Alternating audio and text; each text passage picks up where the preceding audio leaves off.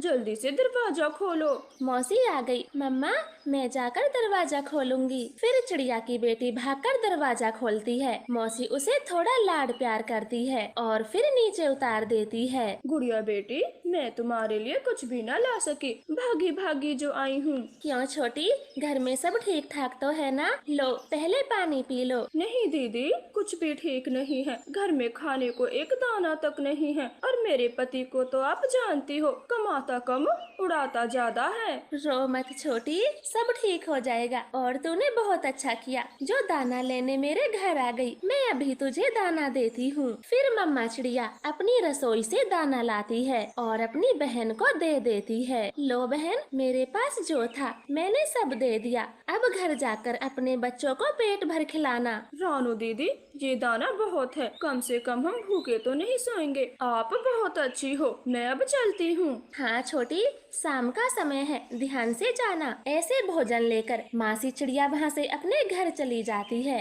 गुड़िया थोड़ा उदास हो गई थी। मम्मा मम्मा, मासी मेरे लिए कुछ भी नहीं लेकर आई, और तो और 1 रुपया भी नहीं देकर गई। उनसे अच्छी तो जग्गू की मासी है, वो जग्गू के लिए मिठाई लाती है और पैसे भी देकर जाती है। बेटी गुड़िया, मेरी बहन गरीब है, आपके मौसा जी शराब पीते हैं, वो जैसे तैसे अपने बच्चों का ही गुजारा करती है। ऐसे में वो क्या करे? आप उदास ना हो, लो अब 10 रुपए पकड़ो, मैं कल आपके लिए मिठाई भी ले आऊंगी। ऐसे मम्मा चिड़िया अपनी बेटी को समझा देती है। कुछ दिन बीत जाते हैं। मम्मा, मैं ये सूखा दाना नहीं खाऊंगा, मुझे कोई मीठा फल दे दें। मुन्ने, इतनी रात को मैं तेरे लिए मीठा फल कहाँ से लाऊं?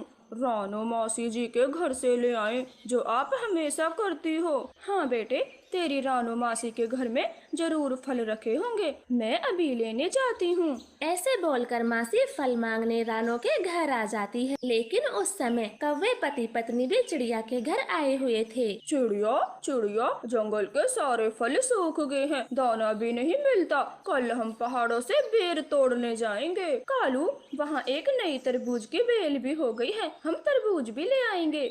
वो ऐसे बातें कर घर से निकलने ही वाले थे, तभी लालची मौसी वहाँ पहुँच जाती है। लेकिन इस बार गुड़िया तो अपनी जगह से भी नहीं हिलती। रानो दीदी, मुन्ने को बुखार आ गया है, वो दाना नहीं खा रहा। आपके पास कोई फल रखा हो तो उसके लिए दे दें। छोटी, कुछ सेब रखे हैं, मैं अभी देती हूँ, और मुन्ने का अच्छे से इलाज करवाओ, वो जल्दी बीमार हो जाता है। मैं आऊंगी, किसी दिन मुन्ने को देखने जरूर आऊंगी। रानो चिड़िया की टोकरी में सेब रखे थे, वो सारे सेब अपनी बहन को दे देती है। लाल लाल सेब देखकर मौसी तो खुश हो जाती है और वहाँ से चली जाती है।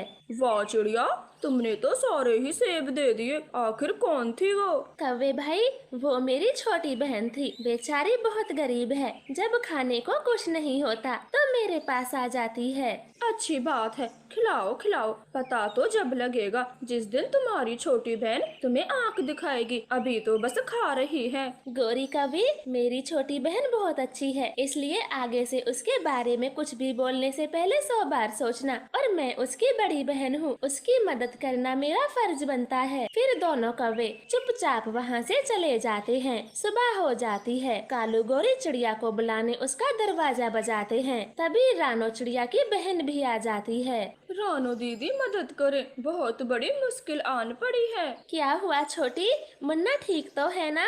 मुन्ना मुन्ना तो ठीक है, लेकिन मेरा घोंसला टूट गया। अब दूसरा घोंसला बनाओ या मुन्ने का इलाज? अब आप ही कुछ बताएं। चुप हो जा, ऐसे रो मत। मेरे पास एक घोंसला है, वो ले जा, मैंने सर्दियों के लिए बनाया था। फिर रानो अंदर से घोंसला लाकर लालची मौसी को दे देती है। चिड़िया, ये तो वही बड़ा घोंसला था ना, जिसे बनाने में तुम्हें पूरा 1 महीने का समय लगा था। हाँ गोरी, ये वही घोंसला था, और देखो आज कितना काम आया। मेरी बहन का बीमार बेटा अब घोंसले में सोएगा, वरना आज रात न जाने कहाँ सोता। अब बातें ही करती रहोगी या चलोगी भी? पहले ही देर हो चुकी है। ऐसे वो तीनों पहाड़ों की तरफ चले जाते हैं। उनको क्या पता था, वहाँ एक भूखा चील शिकार की तैयारी में बैठा था।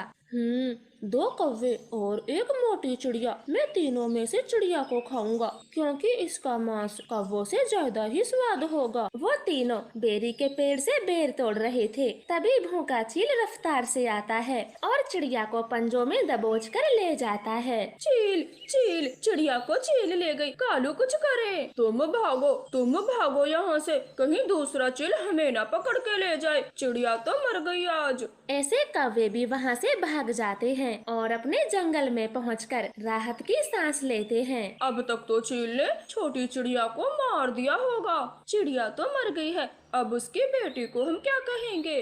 चिड़िया के मरने की बात आसपास के पक्षियों में फैल जाती है। सब गुड़िया के पास आ रहे थे। मम्मा मम्मा मेरी मम्मा कहाँ है? कालू अंकल, मेरी मम्मा आपके साथ गई थी, मम्मा कहाँ छोड़ आए? बेटी गुड़िया, आपकी मम्मा हमारे साथ ही थी, लेकिन वो रास्ता भूल गई और हमसे बिछड़ गई। वो कल तक आ जाएंगी। साथियों, इस छोटी सी बच्ची को अकेला नहीं छोड़ सकते, तो हम में से कोई ना कोई गुड़िया को अपने घर में रखेगा। वो अभी बहुत छोटी है। कबूतर, इसकी कोई जरूरत नहीं, पास ही में चिड़िया की बहन रहती है, वो रखेगी गुड़िया को अपने साथ। ऐसे फैसला कर वो गुड़िया को लेकर मासी चिड़िया के घर पहुंच जाते हैं और पूरी बात बता देते हैं। ये बच्ची अब तुम्हारे साथ रहेगी, इसका ध्यान रखना। आखिर तुम इसकी मासी हो, उम्मीद है अपने बेटे जैसे इसका भी ख्याल रखोगी। बुरा मानो चाहे भला मानो, मैं गुड़िया को अपने साथ नहीं रखूंगी। मेरा खुद का ही गुजारा बड़ी मुश्किलों से होता है, तो इसे कहाँ से खिलाऊंगी।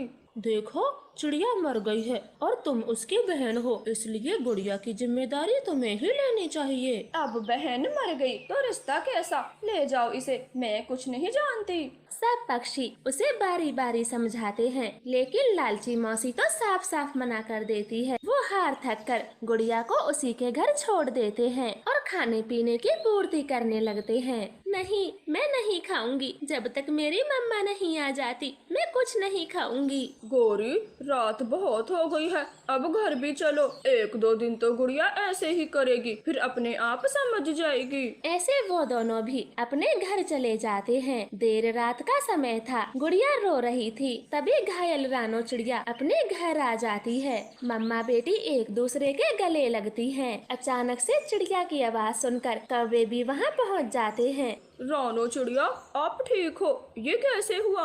हाँ कालू भैया, जब चील मुझे ले जा रही तो मैंने उसके पंजों को काट दिया और नीचे बेहोश गिर गई। अब जब होश आया तो घर आ गई। चिड़िया बहन, ऊपर वाले का लाख लाख धन्यवाद जो तुम चील से बच आई, वरना आपकी बेटी का कोई नहीं था, वो अकेली ही रहती। फिर कालू कौवा लालची मौसी की बात चिड़िया को बता देता है कि कैसे उसने गुड़िया को अपने घर में नहीं रखा और अपनी बहन की मरने की बात सुनकर नाता भी तोड़ लिया था। आप दोनों ने बिल्कुल सही कहा था, अपने का पता तभी चलता है जब खुद पर मुसीबत आती है। आज के बाद में लालची बहन को कुछ नहीं दूंगी, मैं भी अब उसे नाता